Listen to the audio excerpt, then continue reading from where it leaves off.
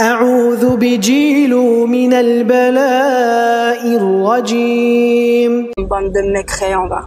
Allez, vous avez des questions à me poser? Bah, raconte-nous l'histoire de Zaynab. De qui? Les Riyad al-Imaniya. Ah oui, très bien, ok. Donc, déjà pour commencer, il faut savoir que Riyad al-Imaniya est un hikma min indillah subhanahu wa ta'ala. D'accord? Donc, vu qu'avant, vous savez, Quraysh et tout ça, les mécréants, ils avaient le droit d'adopter tout ça. Et puis, Allah Azza wa Jalla, il a fait de notre prophète un exemple avec Zayd. Zayd qui était l'esclave de notre mère Khadija radiallahu anha. Lors de la mort de Khadija après sa mort, les parents de Zayd sont venus le récupérer. Mais comme notre prophète alayhi salatu wassalam, c'était une très belle personne, il s'est très bien comporté avec Zayd, et ben Zayd il a refusé de rentrer, de repartir avec ses parents, il est resté avec le prophète.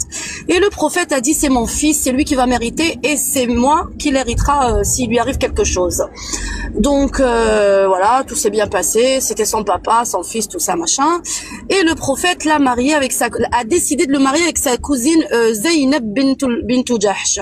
Sauf que Zaynab, vu que c'était une noblesse, elle a refusé. Elle lui a dit non, je pourrais pas me marier avec un ex-esclave, sauf si Dieu le décide. Donc le verset 36 de la sourate Al-Ahzab est arrivé pour pour donner ordre à Zaynab d'accepter Zayd. Et la Zaynab, comme c'était une bonne croyante, masha'Allah, elle a accepté son mariage avec Zayd, ils se sont mariés, tout s'est bien passé, tout ça. Même s'il y avait un petit peu, tu sais, vu que c'est pas la même classe sociale, c'était pas trop ça, mais elle a accepté et tout. Et un jour, le prophète alayhi salatu wassalam vient rendre visite à Zayd chez lui, et il ne le trouve pas. Il a trouvé que Zaynab, elle était en tenue de maison, tu sais, les petites tenues qu'on porte à la maison. Ou sous la douche. Chez les chiites, elle était sous la douche. Ouais, ça diverge. Et là, Allah subhanahu wa ta'ala, il a envoyé quelque chose dans le cœur du prophète alayhi salatu wassalam.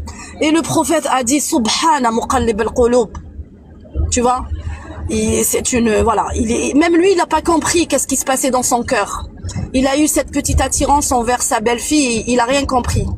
Mais comme il était honnête, il l'a dit, tu vois, il pouvait pas se retenir, c'était quelqu'un de très très entier. Et là, Zaynab a entendu ça. Et ça a travaillé son esprit. Elle s'est dit mais il se passe quoi là? Et donc elle est allée voir son mari Zayd et elle lui a dit tu sais voilà le prophète ce qu'il a dit. Il lui a dit oh Zaynab, ça se trouve tu plais au prophète. Et ben je vais lui en parler. Et donc il est allé parler avec son papa et lui dit si ma femme elle te plaît, je peux te la céder, y a pas de souci. Tu vois, c'était le prophète, on peut tout lui donner. C'est ça les vrais croyants, c'est pas les croyants d'aujourd'hui qui mentent pour diffamer nos savants, tu vois.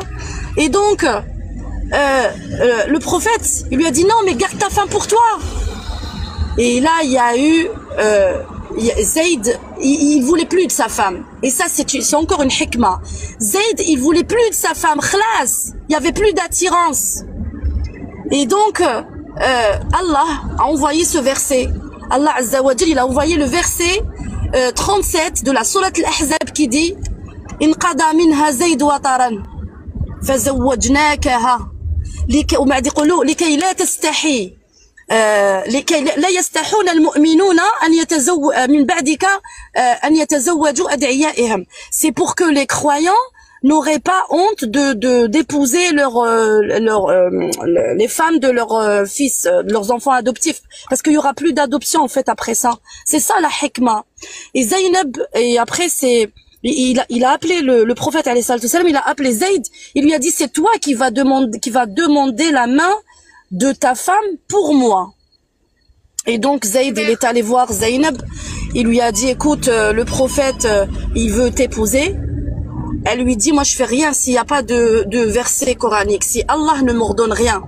Et là c'est le prophète qui est rentré lui-même, tu vois, chez Zaynab, il y avait ni porte, ni voile, ni drap, ni rien du tout.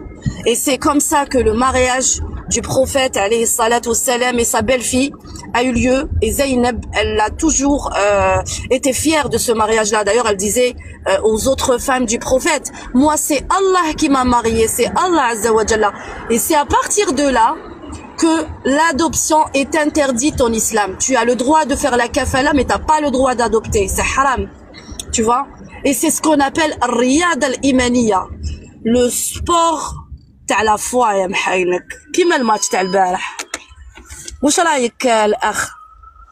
هذه هي الرياضة ولا ماشي هذه؟ ما شاء الله يا اختي ما شاء الله. C'est subhanallah, franchement. سبحان الله سبحان الله مقلب القلوب. سبحان الله سبحان الله. Comme ça لا يكون اختلاط الأنساب. C'est pour que les frères et les sœurs ne se marient pas, ils ne se mélangent pas. Tu vois? Voilà. Et ça, c'est de la bouche de notre prophète quand il a vu Zaynab. Tu vois, elle était accroupie, elle tapissait. Il l'a vu par son derrière. Il a dit Subhanallah, avec une petite robe, une petite chemisette. Subhanallah, muqallib al-qulub. Subhanallah, le renverseur des cœurs. Les cœurs, le cœur de Mohammed. Il avait un très gros cœur. Et avec tout ça, vous me dites qu'Allah n'existe pas? Voilà. Alhamdulillah. Alors, mon halal, t'as décidé ou pas? Ah, mais tu sais que c'est déjà décidé depuis longtemps. Ça y est? Bien Tu sûr. shahad? Bien sûr, ma soeur. Tu vas Surtout shahad? avec les versets coraniques qui renversent les cœurs, ma soeur. Alhamdulillah.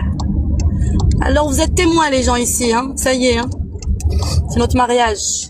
Alhamdulillah. Il n'y a pas de dot, je prends rien avec lui. Sa dot, c'est l'islam. Je vais lui faire comme Safiya radiallahu anha. Safiya, sa dot, c'était sa libération. Et ben moi, je libère Karim. Du moment qu'il rentre dans l'islam, je le libère. Il n'y aura pas de dot.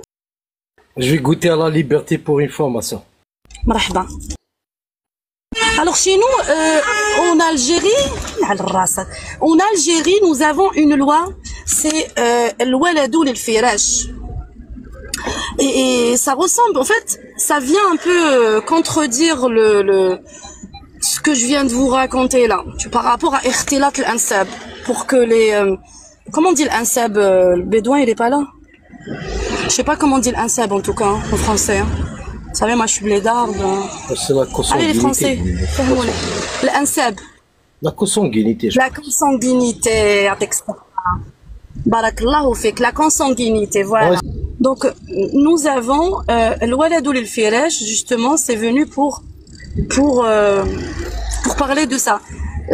C'est-à-dire que si demain, par exemple, t'as vu avant, on avait nos grands-pères et tout ça qui partaient travailler à l'étranger. La lignée, exactement. La lignée. Voilà. Yardak saha. Et ils laissaient leurs femmes. Ils laissaient leurs femmes toutes seules et tout. C'est pour cela qu'il y a eu cette loi, justement. Parce que la plupart... Parce que là, c'est pas possible. Non, non, c'est bon, je t'arrête, ma soeur. Tu vas faire un accident. Je veux pas que tu meurs, là. Reste en vie, ma soeur.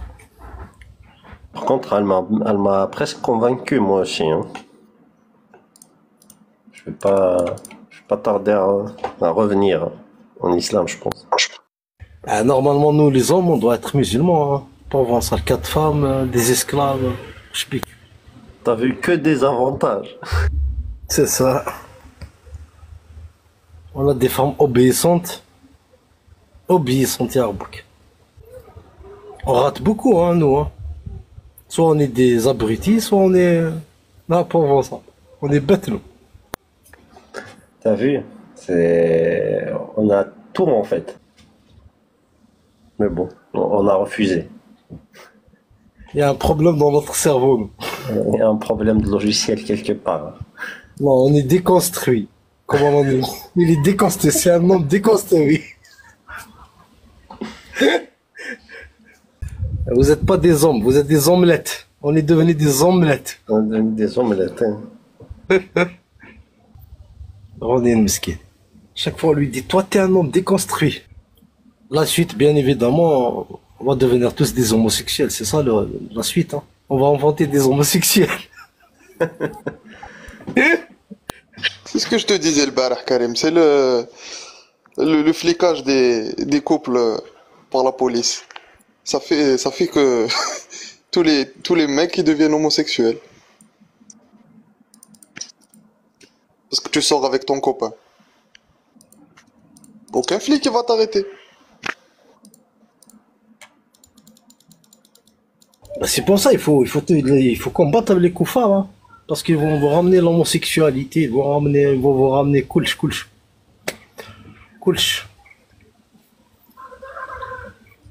Vous voyez un peu, c'est pour ça qu'il faut pas laisser les koufars. Une fois que tu quittes l'islam, tu vas ramener الزنا الفتنة tu vois الفتنة أشد من القتل. Vous allez semer la fitna. بسم جيل الرحمن الرحيم